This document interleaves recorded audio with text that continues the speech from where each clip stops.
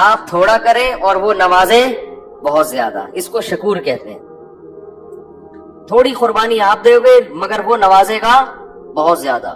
اللہ ایسا کرتے ہیں. تو یہ نوجوان نکل کے گئے ہیں اور انہوں نے غار میں کیا کی، پناہ لی، وہاں بیٹھ چلے گئے، نیند آ گئی، سو گئے. ساتھ ان کا کتا بھی تھا. حفاظت کے لیے کتا رکھنا بولو بھائی جائز، بلا وجہ کتا رکھنا حرام ہے.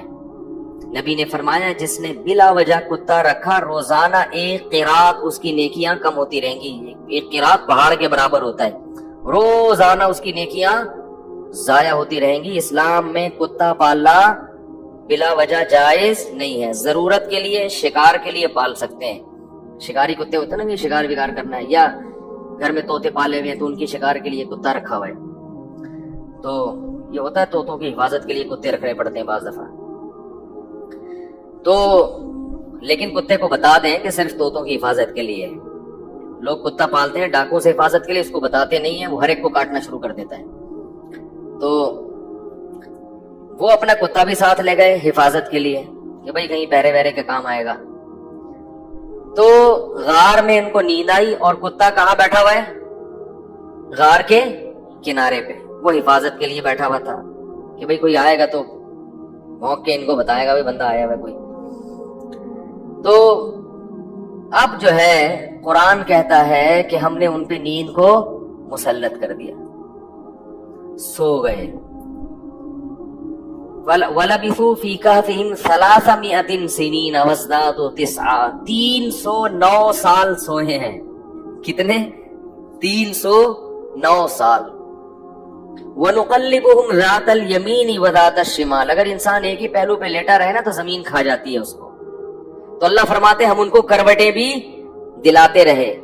وَتَرَى الشَّمْسَ إِذَا طَلَعَتْ تَزَاوَرُ عَنْ كَهْفِهِمْ ذَاتَ الْيَمِينِ وَذَاتَ الشِّمَالِ وَإِذَا غَرَبَتْ تَقْرِضُهُمْ. جب سورج نکلتا تھا تو وہ بھی کترا کے نکلتا تھا. روشنی جائے گی مگر تیز دھوپ نہیں جائے گی تاکہ سورج کی جلن، سورج کی کرنیں ان کی اسکن کو خراب نہ کریں. اور اللہ فرماتے ہیں 309 سال تک کتا جس انداز میں بیٹھا رہا ہے، لَوِطَّلَعْتَ لَوَلَّيْتَ مِنْهُمْ رُعْبًا وَلَمُلِئْتَ مِنْهُمْ فِرَارًا.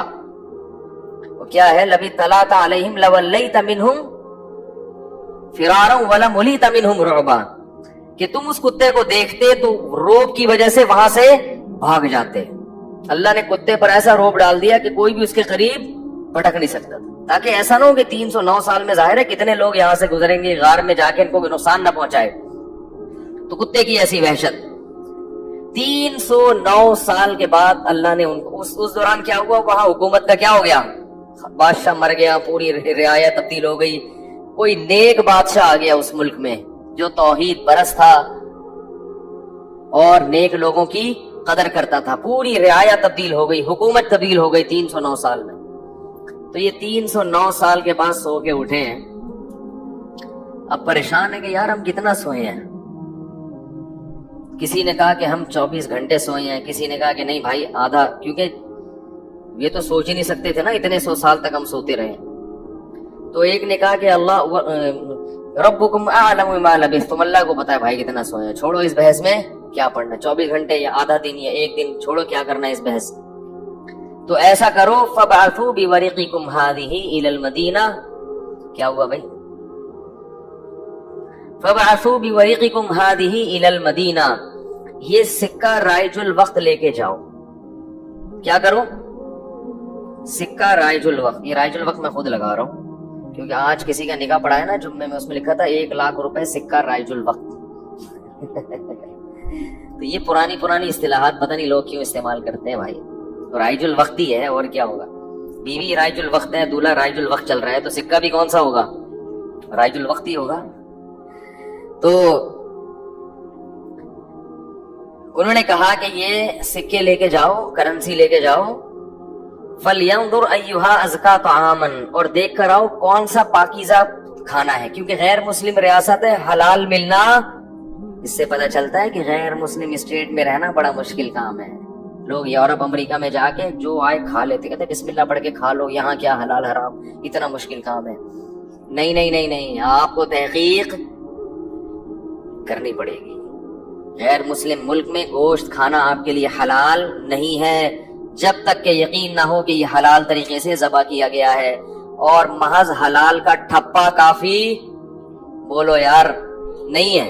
کہتے اس پہ حلال کا ٹھپا لگانے میں کتنے ٹائم لگتا ہے. وہ لوگوں نے مہرے بنا کے رکھی ہوئی، حلال لکھا ہوا ہے، ہر چیز پہ سور پہ بھی ٹھپا لگا رہے ہیں حلال. جو چیز آ رہی ہے اس پہ کیا لگا دیتے ہیں؟ حلال کا ٹھپا. جو بھی ان ملکوں میں رہتے ہیں ان کی ذمہ داری ہے کہ چکن کھا رہے ہیں، بکرا کھا رہے ہیں، جا کے پہلے تحقیق کریں کہ اس کمپنی میں حلال ہے بھی یا نہیں ہے. مشینی ذبیحہ ہماری تحقیق میں حلال نہیں ہے. قرآن میں صاف ہے کہ جس جانور پر اللہ کا نام نہ لیا جائے اسے کھانا جائز نہیں ہے. اور نام لینے کا مطلب انسان نے نام نہ لیا ہو، مشین کا نام لینا کافی، مراد یہ کہ انسان اس پہ نام لے. انسان کا اللہ بسم اللہ اللہ اکبر پڑھنا ضروری ہے. تو یہ بھی پاکستان کی ایک فضیلت ہے کہ یہاں الحمدللہ حلال گوشت وافر مقدار میں ملتا ہے، یقینی حلال ہوتا ہے، اپنے سامنے سے ذبح ہوتا ہے، بالکل صاف نظر آ رہا ہوتا ہے. بڑی نعمت کی بات ہے. بعض ملکوں میں شروع ہو گیا ہے لیکن جہاں بھی گیا ہوں مزہ نہیں آیا، مشکوک ہے، اطمینان نہیں ہوتا. تو فَلْيَنْظُرْ أَيُّهَا أَزْكَىٰ طَعَامًا، دیکھ کر پاکیزہ مال لے کر آؤ، کیوں غیر مسلم ہے پتہ نہیں مردار بھی کھاتے ہوں گے، تو حلال تلاش کرو. وَلْيَتَلَطَّفْ، اور ذرا احتیاط سے جانا. لَا يُشْعِرَنَّ بِكُمْ أَحَدًا، کسی کو پتہ نہ چلے تمہارے بارے میں. چپکے سے جانا، رومال ڈال کے اور پتلی گلی سے راشن خرید کے، کھانا خرید کے لے آنا.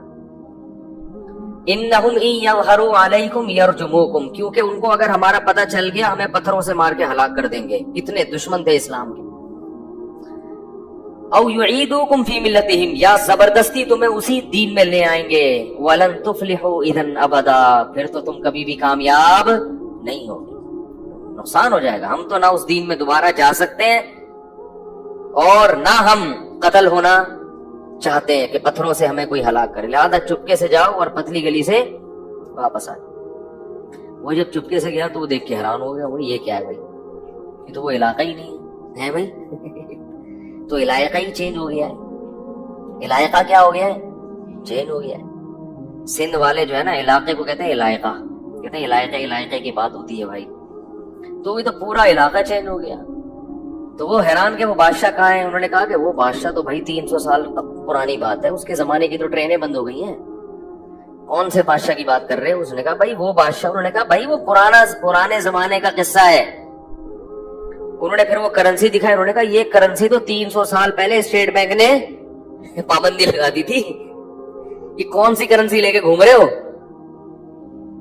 بہرحال چونکہ تاریخی کتابوں میں نقل ہوتا چلا آ رہا تھا کہ چند لوگ تھے جو ایمان قبول کر کے ملک چھوڑ کر چلے گئے تھے، تو پھر انہوں نے اس کو بھی بلایا اپنے باقی ساتھیوں کو. پھر تحقیق ہوئی تو لوگوں کو یقین آ گیا کہ یہ اللہ نے کیا کیا ان کے ساتھ، ایک کرامت کا معاملہ کیا ہے کہ چونکہ یہ ایمان لائے تھے تو اللہ نے ان کو اس بادشاہ کے شر سے بچانے کے لیے 300 سال بعد والے جہان میں منتقل کر دیا ہے. تو اب لوگ ان کے عقیدت سے ہاتھ پاؤں چومنے لگے اور وہ بڑا ان کی جو ہے نا عقیدت اور محبت کرنے لگے. اور ان کے انتقال کے بعد وہاں انہوں نے لوگوں نے ایک مسجد بنائی اللہ کو یاد رکھنے کے لیے. تو یہ مختصر واقعہ قرآن نے اصحاب کہف کا بیان کیا ہے.